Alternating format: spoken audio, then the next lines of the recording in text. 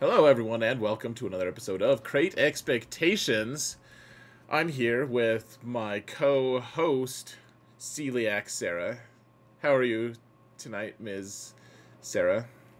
I'm good. How are you? I, I'm good. I'm nervous because I feel like last time I called you just Sarah, and everyone was like, "She's never just Sarah." Everyone just got all angry at me. So I was like, "Oh crap! I didn't come up with something." So I guess I'll look around for inspiration, and your moniker, your name, screen name that you chose, by the way, is Hmm. right there. It's right there, just in front of me. So I panicked. Is all. Fair. Okay. I'll allow it. Yeah. So, guys, if you didn't know, the first half of this show is going to be here on my channel. Obviously, this is the start of the show. You're already watching part of it as we speak, and then eventually, it's going to. We're going to send you over to Sarah's channel, and you should hit the subscribe button on my channel first, and then hit it on hers. It's also, if you miss the button to go there, it's also on in the video description. So go check her out, check out the channel, check out her podcast, and check out the podcast that she and I do, which is we're doing, I think. What are we reacting to this time? The last two episodes of Ms. Marvel. We've been doing Yeah. Marvel, like the nerd videos and stuff. So Yeah. So it's it'll be the last two. yeah, we do a podcast. It's not Galaxy of Heroes related. So you Right. know, but it's still moderately awesome. I thought you were gonna say it's still nerd related. Well, you were wrong. So All right. yeah, it's moderately awesome though. So I saw you dodge that. You're like, it's not actually moderately awesome. It's okay. So what do we got in the show today, Sarah? I'll drop the Um, celiac. I'm sorry. it's fine. It's fine. Um, Not really okay. sorry.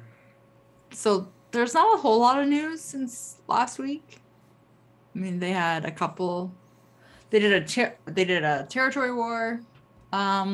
Make good for the Datacron rewards, and there was some issue with the claw, and they refunded some of his ability materials. Anyway, so we'll do that. We'll go over the Omicron pack because that's in the store right now. Are we're doing speed GAC? Should do speed GAC. We haven't done it in a minute. I like how you asked me, but then decided before I can answer. It was a rhetorical question. Okay. Yeah. Good rhetoric. Thanks. We're gonna do the new segment that we've kind of added. I don't even know if it's a segment really. It's a segment of just like screenshots you send your guildmates to annoy them. Oh yeah, the trigger ones. I thought you were Trigger talking ones. about the one we were just talking about, the bobblehead No, segment. Where no. we just like sit there and just like bobblehead. You know, Yeah. it's like we're at a night at the Roxbury. Yeah. Um, People would be pretty down with that. there are there are a couple of good questions from viewers that I want to bring up, and then we're going to do the character review on Star Killer because both of us just unlocked this. You just unlocked it on your alt, and I just unlocked it on mine. I mean, I just unlocked it on your alt. Um, You totally didn't. I did. I did it. I ran the whole event. I was waiting to see if you were gonna ask me for hints on how to run the event, but it looks like you got through without me, so you're good. yeah, I just bludgeoned my way through it. You learned that from me. And then there's a roster roast. All right, and it's a bigger roster this time. It is. It's 8.5 million. So there's going to be some difficulties to find stuff to poke at. Yeah, because we don't want to look at mods or anything like really specific. Mm-hmm. Though Right. we probably should get into that too. So cool. Right. So current events. They did a series of like they gave players back some stuff, right? Yeah, so they gave players back the like the materials that were used to upgrade one of the abilities on the claw because you were able to max it without having Kyle Katarn at 7 stars. Yep. So they basically just refunded everybody, fixed it, and then you can go in and do it again if you want to. Which I thought was that's fine with It's me. pretty Like, it's pretty standard. yeah, people were of course.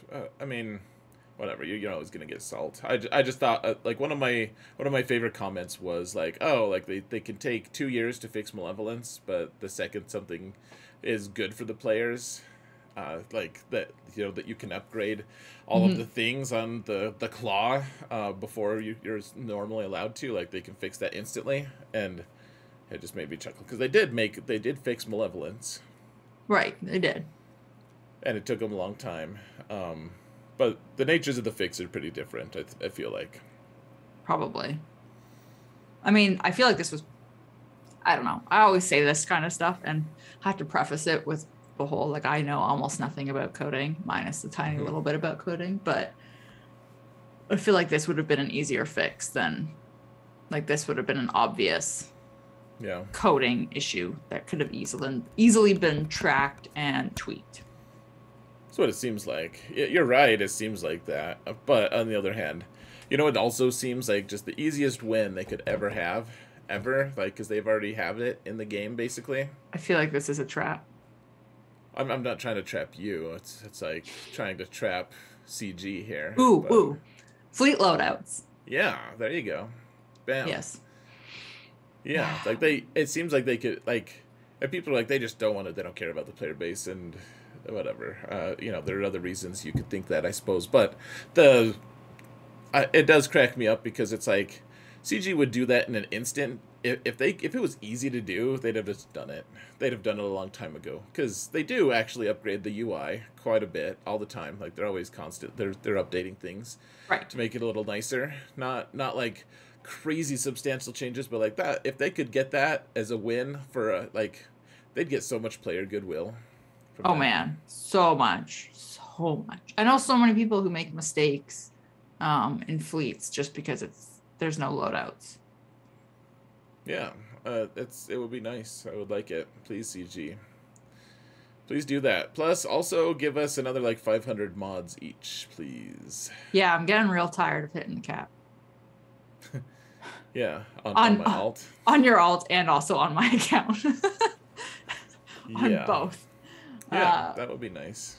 Yeah, so that was that. And then everyone got more Datacrons in their inbox. Because it was the last territory war we had. If you logged in before they did a client update and you collected your territory war rewards, you got set 1 Datacron rewards. And if you logged in after the client update and collected your rewards, and the key term here is logged in, because if you log in beforehand, even if you don't collect them, like it's when your account hits the server. Right. Anyway, so if you first logged in after Territory War was over, after the client update, you got set 2. And originally when they posted about this, I'm not gonna lie, I was annoyed because they posted that they were gonna be fixing the players that got set 2 Datacrons, and I was like, well, that's dumb because they have a jump start on set 2 and you're going to give them set 1, so they're going to have more. Anyway, it doesn't matter. And what they did, and I actually like that they did this, was they just gave everyone the opposite. So if you got set 2, you now have a inbox thing for set 1, and if you got set 1, you have an inbox thing for set 2. Yeah, I thought that was really cool. Yeah, I was like, that's the cleanest way to do it. Everyone is now even. So yeah, I thought it was pretty player friendly. Like that was nice. Actually, I actually got my second level 9 Datacron from that. I have not gotten a level 9 yet, but I'm about to. Oh, that's right. That we're gonna do that on this show, probably on your segment, right? I don't care. Guys, we have this really well planned, as you can tell. But well, I found that I don't know. I haven't gotten super far into Conquest yet on my own account, that I haven't gotten enough to do a level 9 yet. So now that I can, I figure I might as well. May as well. Right? Who are you aiming for? I don't. I really would like Commander Luke because it's it's going to be a rebel one. And if it's Mon Mothma, it's just going to be wasted on mine. Yeah, because you're not going to get your whole squad up to Relic 5, right? No. Like, no. Like, they're not even Gear 12, are they? Like, if they had the ideal squad, like, you'd have her and Katarn, like, kind of close. Like, Katarn would obviously be Relic 5, because you just got him there. The only ones that would be Relic would be Biggs, Wedge, and Lando. So would you take a Biggs one? I'm sorry, not Biggs, Wedge? Would you take the Wedge one? I could take a Wedge one. Like, yeah, that would maybe work. I'd have to figure out what I want. Oh, we're going to 3v3, though. Wedge could be fun in 3v3. Oh, and you know, the Mon Mothma one, actually, in 3v3, if you think about that, so you already have Katarn. Mm-hmm. You could maybe... I don't know. I don't know what your resources are or what your priorities are, but if you got the Mon Mothma one and you wanted to keep it, you could potentially just gear one other character up to Relic 5. I don't know if that's even plausible, but... True. Creating distractions for me. I'm creating distractions for you? Yes. Yeah. We'll see. We'll see what it gets, what it rolls. What are my other options? Old Ben. Mon Mothma, CLS. I feel like I'm missing somebody. That's it for Rebels, isn't it? Wedge, yeah. Ezra. Oh, right. That's who I'm missing. Oh, is Ezra... Oh, wait. Is he... Can he roll for both? I don't know, actually. Because it would be the same thing for Old Ben. He could roll for Jedi or Rebel, right? Yeah. Right? Right? Yeah. Validate this. Yeah. That's interesting, actually, because this would be the first. I should know that. This would be the first set where you have potentially level 9 characters that could roll for either faction. You know, we could actually look. Why don't you get on the game and I'll go to the Datacrons? Yeah, I can scroll us. I can transition us here. All right. Whoa, we've been transitioned. Madness. Yeah, so yeah, click on 8. Actually, click on your 8. Yeah. Okay. Because this will tell us what potential. So that you have the rebels for this. So the question is, so it can target, it can target Ezra, but it can't target Old Ben. Interesting.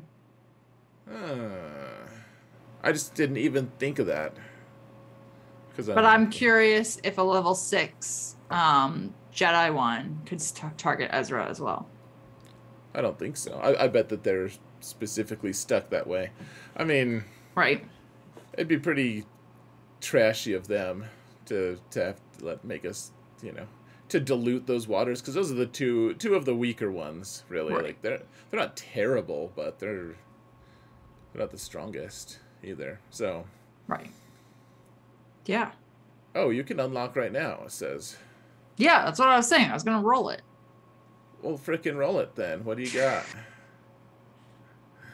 Okay, so this is not like the best, first of all, on level 3.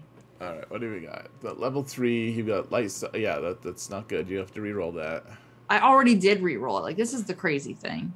Anyway. Oh, you actually know what I learned today? When you re-roll an ability, so you know how when you re-roll the ability, the cost to re-roll it increases every time you re-roll. It's not every time, but yeah, in steps it does, yep. Well, yes. If you don't take the new options and you keep your current one, apparently it doesn't go up. You don't get your materials back, but it doesn't go up the next re-roll. If you keep the old one? If you keep the old one. Nice. Anyway, and then level 6 is whenever rebel allies have 50% or more turn meter, they take 75% less damage. Okay, so we are hoping for either Commander Luke or maybe... How's your Ezra? I think he's like gear 11. He's that good. He's not going to get any use out of a Datacron, that's for sure. Okay. So we're hoping for Commander Luke or maybe Wedge. I'm nervous. Okay. Okay, let's just back out. Let's not do it. Okay, so. Okay, we're ready? I'm going to do it. Do you need me to count you down or something? No, I'm just hovering over the unlock button. Okay, here we go. Here we go. Oh man, this is it. Oh man, I'm so nervous. What do we got? What do we got? What do we got? Come on, come on, come on. Mon Mothma. Oh, that's the good one for Mon Mothma. Is it actually? That's the one I just rolled her recently, and that was my first roll on her, and I was happy. Like that's the good one, because essentially when she gets a turn, she gets the field promotion one, so she can just spam that 3 times in a row. And when she does an ability, though, it calls everyone else to assist, and so you're gaining all the turn meter, and everyone's assisting, and she gets bonus turn, so she keeps going and going and going, and the whole team keeps going, so you get 3 straight turns in a row, and then everyone's at max turn meter, so you get more turns as well. Like, that's the good version, and then your guy can daze people for fun. I see. I'm so disappointed. That is disappointing, actually. I'm sorry. Do you want to reroll it? Kind of. Do you want to try one time? Yeah. Okay. I feel like I'm no swearing on this channel. So. Okay, we're re-rolling it. Oh man. Oh my god. Wedge. You gonna take one? So the one that I would want, I'm not saying you have to. The one that I would take is. I think the middle one. The one where he deals. Whenever an ally uses an ability on their turn, he assists and does extra damage. Well, in 3v3, it's nice because then he's you can do Wedge Hanchu. Yeah. And his leadership gives him 10% turn meter. Every time he does a crit, so he's gaining a lot of turn meter as well because he's assisting all the time. Oh my god. Okay, I guess I'm taking Wedge. You don't like have to. It seems like it's a slight move up from where you're at with Mon Mothma right now, because you don't have a good Mon. I don't have a good Mon Mothma squad. At least I can do Wedge Hanchu for now, and then figure something else out for his future endeavors. I guess you could re-roll it one more time if you wanted to, too. I could. Like keep Wedge and then re-roll it. Do we want to re-roll it one more time? I mean, you seem pretty disappointed right now. I really wanted Luke. Oh, maybe you'll get him. You have enough mats. Okay, let's re-roll him one more time. Screw it. This is the dangerous thing, though, with Datacrons. I'm just spiraling. Okay, I give up. Son of a. Okay, sorry. Okay, I'm keeping it. I don't want the other two. Okay, I'm done. I'm done with this Datacron. Don't be done. There's still some pretty good things you could roll. Do you want to re-roll the other stuff while we're on here, or you want to just transition back and we don't have to look at Datacrons for a while? I don't want to look at Datacrons right now. I'm annoyed with them. All right. Whoa, we're back on the overlay madness. Oh, man. Okay. Well, that was entertaining. Well, the good news is I've never gotten a wedge roll, and you've gotten a lot, so good job. It's because they knew that I wanted Luke instead. So I recently actually had to get Mon Mothma. She was only Relic 5. I had to get her up to 7, so you're going to have to do that with Wedge, which sucks. Oh, you're right. I am. Which I would have had to do for Mon Mothma as well. So either way, at least Wedge is a pilot. Kind of. Yeah. So I'd rather put Biggs at Relic 7, but anyways. Okay, so Datacrons bringing joy and prosperity to all here. Yeah. That was exactly what we wanted to happen. I thought maybe we'd just be joyful from that. And then it happened. It happened like that, so. I'm sorry you got bad rolls. I am. I should have known. I think that Datacron is just cursed because it was bad rolls from the start. It's fine. I think you just like speak things into existence. Like you just have like a bad attitude, and it just like soaks into the things you interact with about. I don't have a bad attitude. I just call things out. Right, you're like, oh, we were talking the other day about how characters slow down in their farming once you get close to 7 stars, right? They do. Right. Case in point, you'd think they slow down. And then for you, they probably do, because you're pouring that negative energy in right before you farm them. No, because I don't upgrade them past 5 stars. Anyway, do you want to look at this? Do you want to do the pack review? A pack review right now? On Yeah. mine? All right, we could. On yours, or would you prefer to do speed GAC? No, I hate speed GAC. Let's go. Let's do this pack review. Let's get that over with. Let's just knock it out. Let's put off the. Yeah. So, all right. Well, we're in the game again. And we've decided. Mm-hmm. And especially now that you have Wedge as your level 9. Sorry. I'm not allowed to swear. I'm gonna have a heart attack. I'm holding in this laughter. But we decided beforehand we're not gonna talk about the Datacron packs, because there's just some people want to spend money on them, and if you do, that is absolutely your prerogative, and I will not judge you. Sarah might, but I won't. No, I won't. Do what you want with your money. Oh, okay. Sarah won't even, guys. Go, just, full permission here. You guys can just do it. But one way or another, we're going to talk about the Omicron pack, because that's actually one that I feel like deserves some discussion. Yeah, I agree. So it's $29.99 American, because my game is still not showing me the correct pricing. Right. So I'm assuming it's $40 Canadian. That's usually how this goes. Good assumptions. Thanks. Good. Keep doing them. Mm-hmm. Thanks. Okay, so you can buy this twice.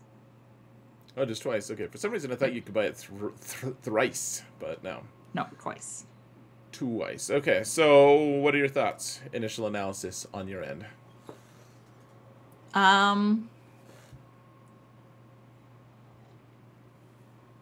many Datacrons did you get in the ridiculously high-priced one?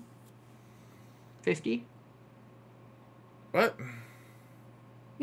Or not. Oh my gosh, they have too many crons. How many Omicrons did you get in the ridiculously high-priced Omicron pack? Wasn't it $100? Okay, so that's ridiculously high-priced for you. Yeah, like the top expensive one is what I mean. Yeah.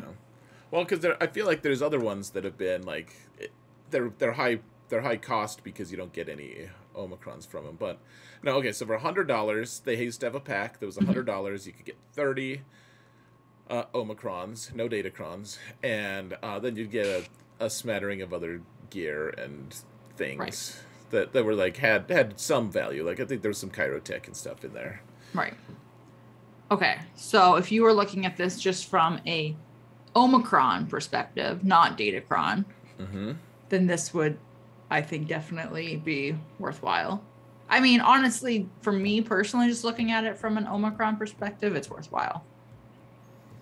Yeah, right now, I mean, they've done a really good job of really making these Omicrons valuable. Because if you want to, it's like, okay, you can kind of keep up if you're just doing GAC.